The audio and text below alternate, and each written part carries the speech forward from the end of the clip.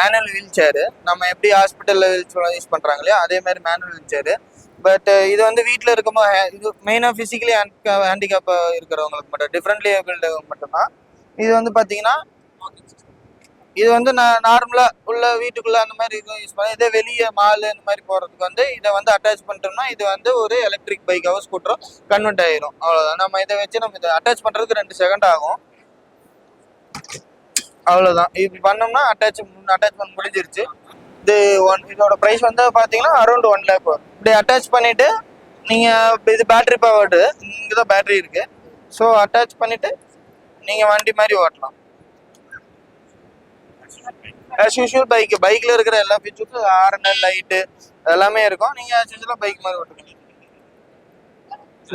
இது ரிவர்ஸும் இருக்குது. இதில் இது ரிவர்ஸாக இருக்குது.